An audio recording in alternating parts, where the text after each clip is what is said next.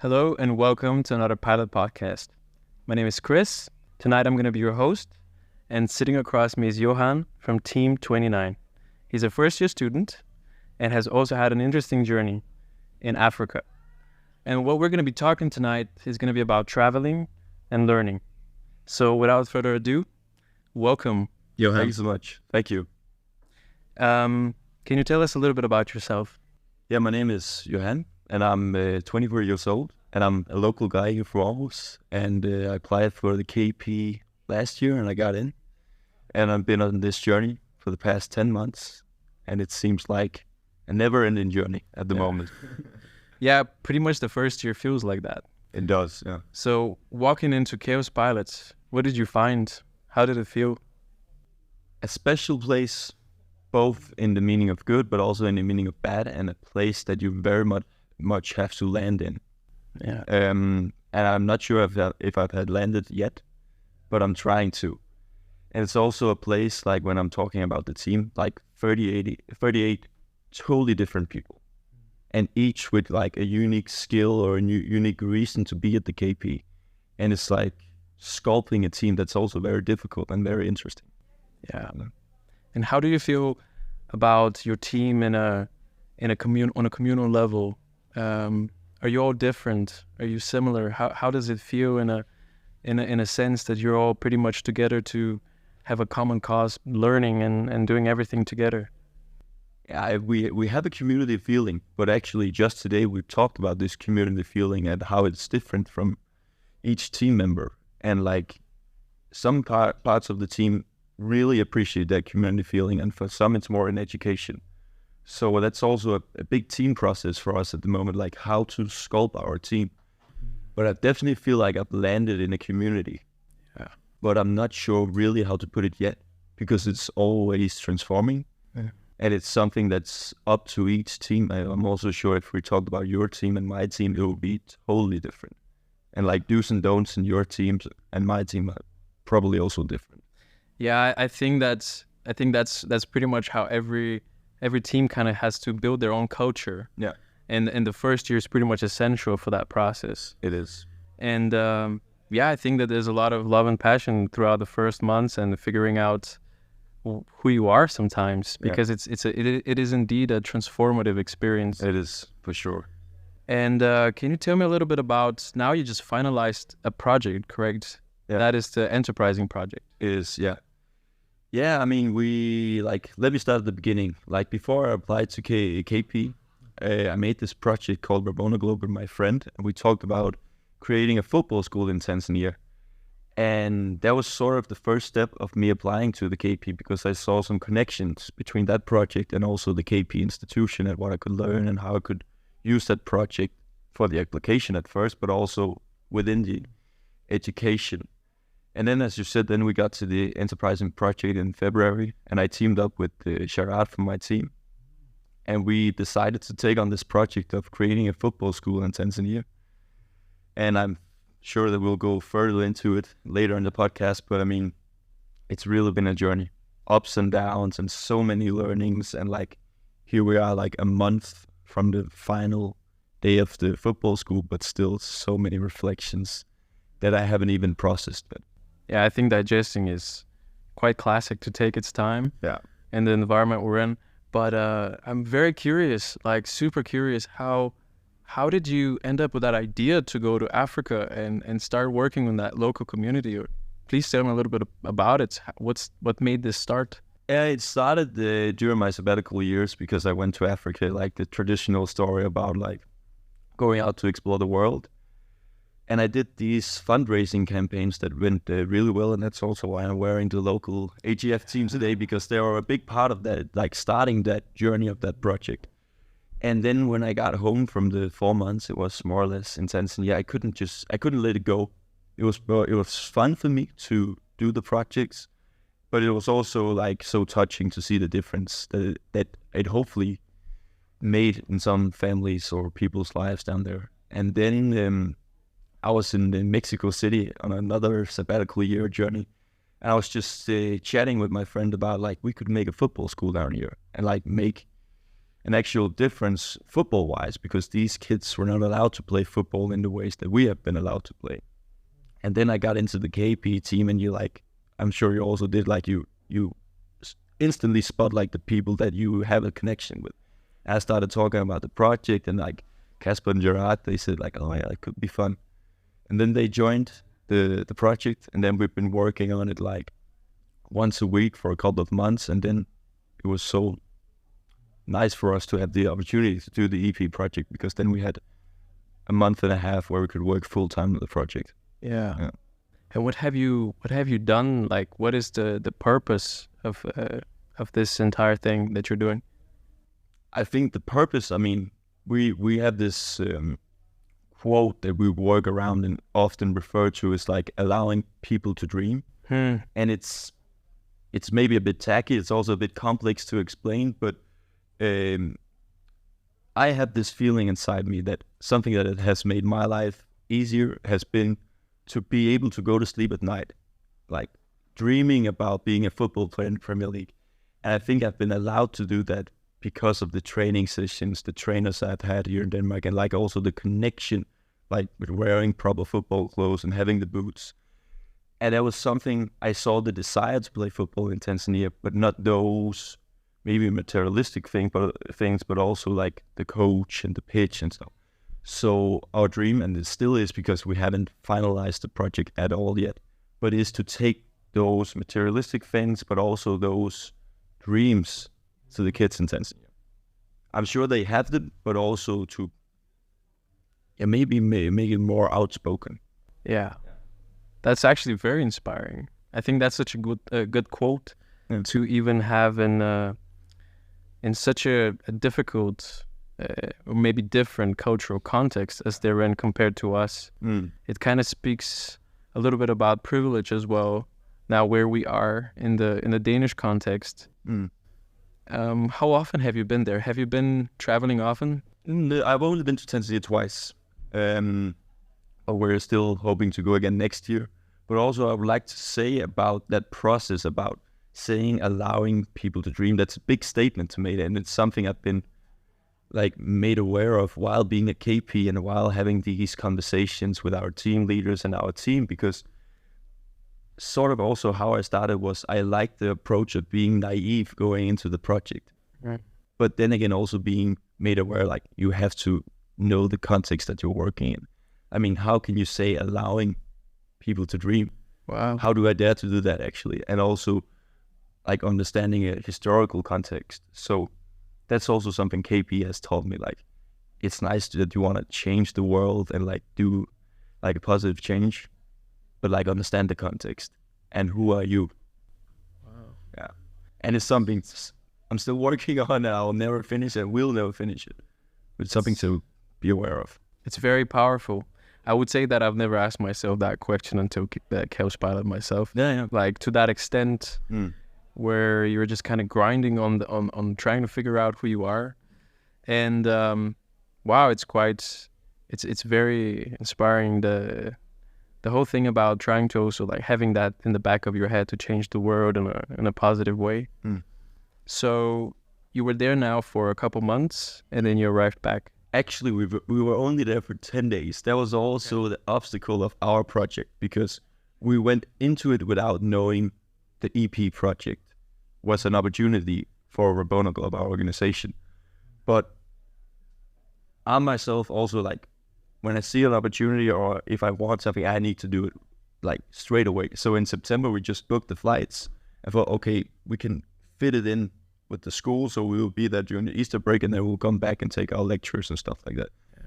And then we realized the opportunity to do the EP on it. So that was also maybe interesting in a KP perspective, also to do a project so far away, but from Denmark, and then going there for only 10 days. Yeah. And then continuing the project. Can you kind of help me visualize? So what is happening there? Are you doing this with a school, or is it this football club specifically, or how did you get in touch with them to even? Yeah, I mean, that was the school I worked with during my sabbatical year and the journey I had down there. And then I became friends with the owners of the organization that we have a partnership with in Tanzania.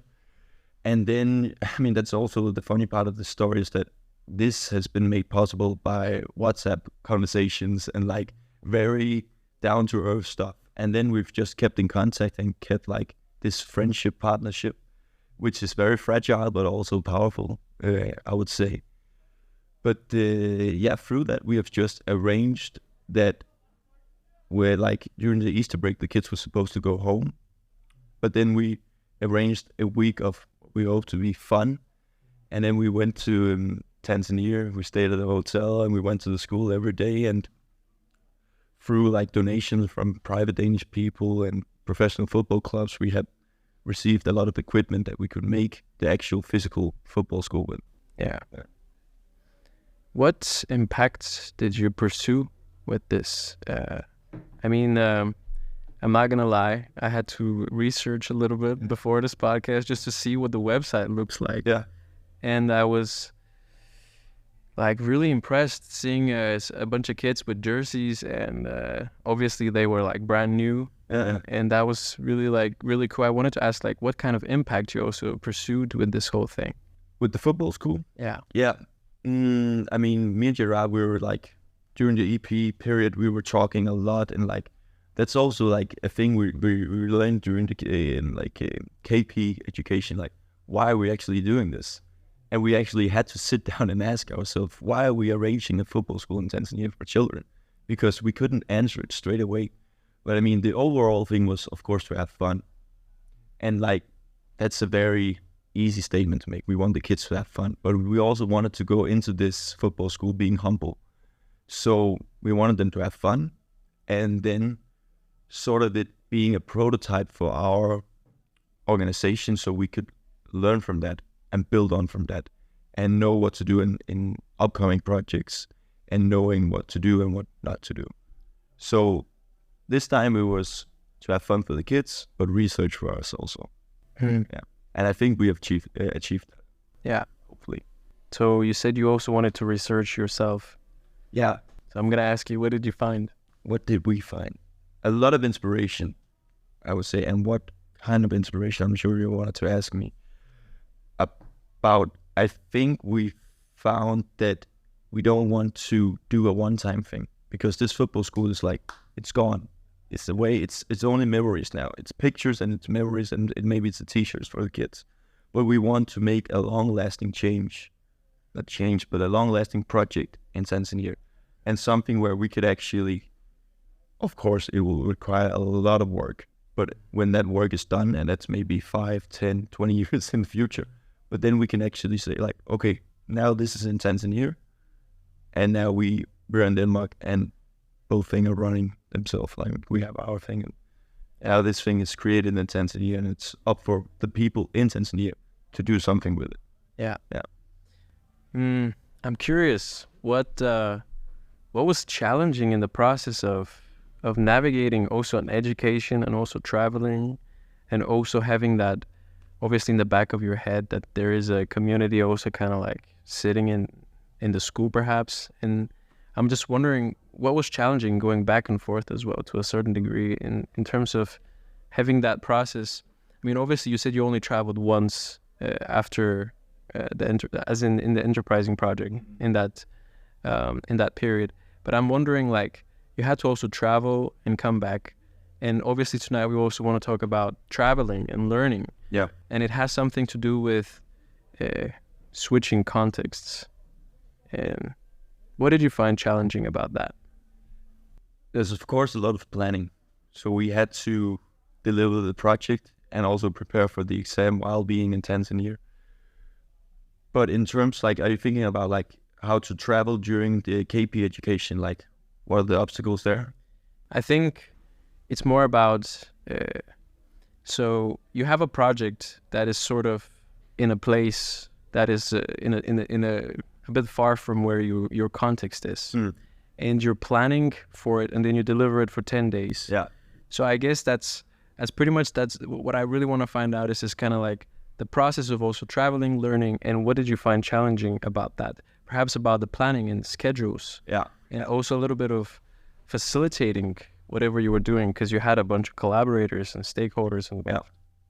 I mean, it was very difficult to base a whole project and a whole football school for around 100 kids based on assumptions. And assumptions I made 1.5 years earlier. And also for me to tell about these assumptions to a team of 8 people from Denmark and Spain that traveled with us to Tanzania. And then going there also having planned the whole football school through a WhatsApp conversations with the people in Tanzania. And then meeting all of these obstacles, like for example, in Tanzania they changed the school year schedule all the time apparently. And so when we first planned to go there during that period, the kids were supposed to be in school, which was very good for us because then we had them in school and we could like take each class out for small sessions of football. But now they changed it, so they're actually supposed to go on holidays. And so the school didn't have money for taking the kids to school by school bus or paying for their lunch. And we came down there Thursday night and they told us about this. So we had to raise a lot of money. And luckily we also know about the power of Facebook and Instagram and asking people for help. And it went like how it was supposed to. So that was a big challenge as well. But again, basing on assumptions, that's also what we learn in KP, like never do that. Well, I think that testing your assumptions is really like something that we talk a lot about. Yeah. And assumptions are good. I think it has a level of also like a reflectiveness that we bring forward and we want to see, just test what's going to happen. I think personally, even for me, in my case, in my project, that's a very, very much like the core line that really differentiates growing and maybe not, because I'm like, I want to test that assumption to see if this can grow into something. That is true. That's true. Yeah. And maybe you sound like a person that has read like the Lean Startup also, because I'm very inspired by that book. And I mean, I think the thing to be aware of in our case is that we're working with people and we're taking 5 days out of people's life to do something based on our assumptions. But I agree with you, like you have an assumption and you have to test it. Yeah. You don't have to like make that assumption perfect and then test it and then fail. Yeah. That makes sense. Yeah, absolutely. Because I think failing is probably, I don't want to say the best thing that can happen, but you know what I mean? I feel like failing actually like helps you build up the next step. Yeah. And at least that's what I've kind of extracted out of most of my projects that maybe didn't pan out perfectly as I hoped. Yeah. And what skills and qualities do you think are sort of most important to have a successful enterprising project? I'm not sure if I'm the right person to ask that question because I'm not sure that our project was a successful project, but a lot of planning and a lot of planning before the project. But also if you're working like with another person, you really have to know that person. And of course you need to focus on your project, but you also need to learn who the person you're working with really are. I mean, and also you're going to be in situations that are very difficult and where you're like smacking each other's heads. So it's about giving each other space and allowing each other to grow in like each individual role for the purpose of the project. I would say that was what me and Gerard, we learned during the project. But planning, I would say. Yeah. How was that collaboration like between two people sharing? And the funny story about this, so sorry for interrupting, but the funny story about this is we started the project February 20th. The 1st of February, Gerard moved into my apartment. So we were literally like, I'm living here, he's living here. So every morning we went into our living room, worked from 9 to 4, and then we had to like leave the project because we still had our lives within that apartment. And we had that for a month and a half, and then we went to Tanzania together as well. So we had to really give each other space and private life, and also in the weekends, leave the project. Because maybe Gerard was thinking about the project when I was thinking about AGF or something else. And then we needed to give each other space and really honor those hours from 9 to 4. That was RobonaGlobe hours. I think that's such a valid point, because in KAOSPILOT, a lot of the times, a lot of people live with their classmates. Even personally, I have that situation as well. I live with also a classmate of mine, which is there's an element of also figuring out what privacy is with that person and establishing this trust that obviously we don't want to violate that. So I think that's it's one of the classic ways of KAOSPILOT collaborations actually. That's so also, that's so powerful. Also, like I've been talking with people outside the community about the living situation within the KP community, and it's just so powerful. If I were to like be like kicked out of my apartment tonight, I would be sure that the KP community would lift me up and I would have a bed within 1 or 2 hours. And it's just that's a very powerful thing, I think. I think it's really rare, but it is very true. Yeah, it is. Okay, can I ask you, what would be a valuable takeaway from your journey from Denmark to Africa, coming back?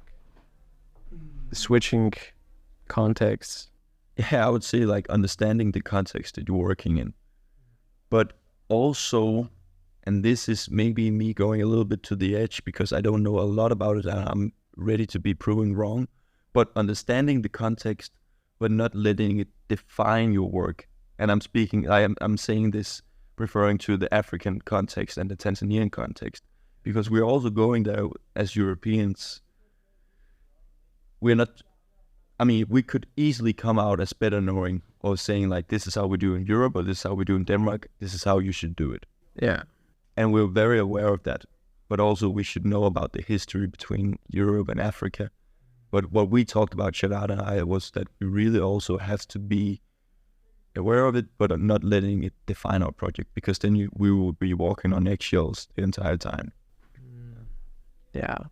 That's very interesting, because I think that shows a level of awareness also of being in a different continent, and specifically with a continent that has this entirely different, I'm not going to say only history, but also completely different way of behaving, so to speak, and also way of being. I've seen a lot of lovely videos actually from the football club.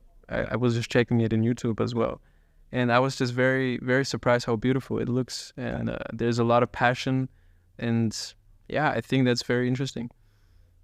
I wanted to ask, what advice would you give for someone who wants to maybe follow your steps, maybe go ahead and explore a project in Tanzania or in Africa, perhaps for a project, maybe not, but just basically going out and trying something new, creating something new? Creating something new. I mean, I would say it's a tacky quote, but always prepare for the worst and hope for the best. That was sort of our step, also because the way we planned it. But I would say prepare for the worst, hope for the best, but also really just plan, and research and know your partner if you are like doing a group project. And I know it's probably not the best advices, but it's that simple. I mean, plan, I would say. Yeah. No, I think that it's a very good advice, because it takes a very large part of it takes a lot of planning to actually execute something like this, going abroad and learning. I think for myself, going into Outpost, almost everything felt a little bit challenging in the start, and figuring out where am I going to live, who's going to be around me, and also trying to investigate the neighborhoods and okay, this is where maybe I don't want to be, or this is where I want to be. Yeah, I think it's very interesting that indeed planning can help you shift into that different context. but also probably also this will resonate with you, but also from the KP institution, like the power of why when doing a project. I feel like these last few months I've just been like reminded so many times, why are you doing this? Why are people in Tanzania supposed to go to this football school, or why in your project? The power of why is really saying for my 10 months here at the KP, also like speaking about our lectures. I mean, we have like, you also had it probably like the dancing lectures or the singing lectures, and like, why the fuck am I like waking up early Monday morning to go to KP and dance? Yeah. I mean, but I think like when you ask this why, it becomes so more powerful, and you can see the meaning behind it. Oh, since you're in the hot chair, what is your why? Oh, oh yeah, I'm really. You got yourself into this. Yeah, I know. My why, and I'm like, why for being a KP student? I think I'm a KP student because of the freedom the education allows me to have. Yeah. That's probably my why, the freedom. The freedom. The freedom and all, yeah. Yeah. Oh, there are definitely elements of freedom that you get in the context that it has and the relationships you have. Yeah. What about your why? I'm interested now. Ooh. Yeah. I kind of saw that coming. Well, quite honestly, I think my why is because my background is in nursing. Yeah. So I have done, I would say I've tremendously respected helping people. Yeah. And I think entering into nursing, my why was because I wanted to help people.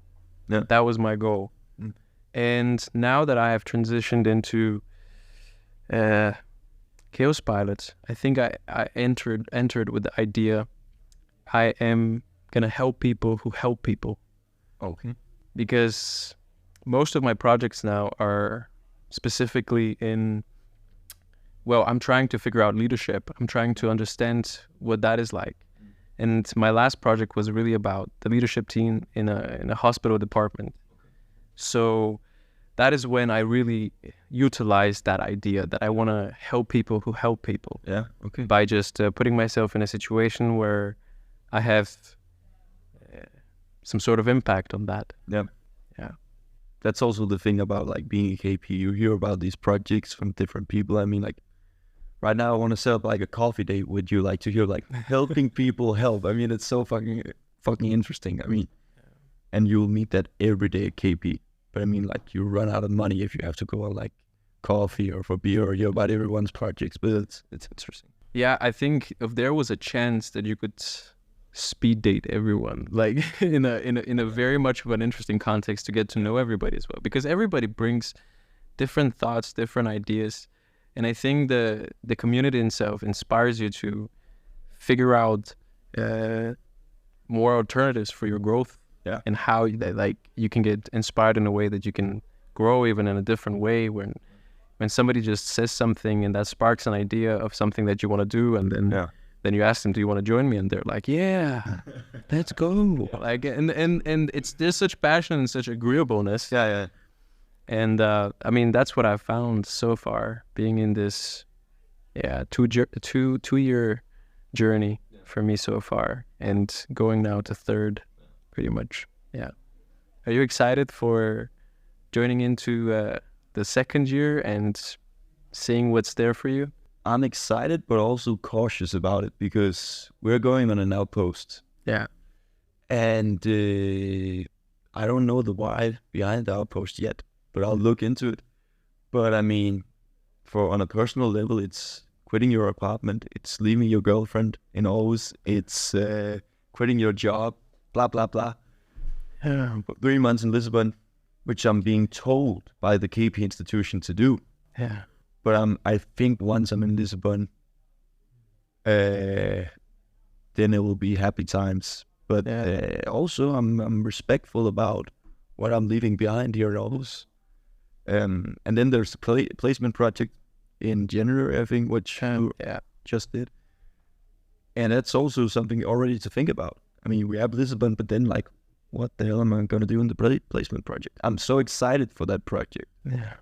But I'm also like, and I have so many ideas, but you need to grab one of the ideas and make it work. Yeah. I think that as this podcast is a little bit about, when we touched it, so you're going on an outpost and there's going to be traveling and learning. Mm-hmm. And I mean, that's the purpose as well of the outpost, to go there as a team and create an organization out of this, which is, I mean, being in the shoes of someone who's done that, you're in for a treat. I mean, it's going to be awesome. I mean, it's going to be essentially, it's a good process, but I know, as you said, planning is essential. Yeah, so it's true. So get used to that, I guess. Yeah.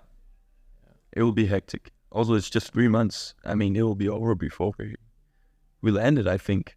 Maybe that's also like your reflections about Berlin. Yeah. Yeah. Yeah, it was an amazing time, but that finished and something else started, and now we're moving into completely something else soon. Yeah. So it's quite, it almost feels like it's a dream being throughout these years, because it's like sometimes you look back and you can't recall exactly what happened, but you know, like it was full of intention at that moment. Yeah. Yeah. Okay. Do you have any last thoughts, anything about Africa or Tanzania or what you did that you want to share with us? Go follow our Instagram page. Yeah, I would say that. I have to brand it here in the end, but yeah, that will be probably it. Yeah.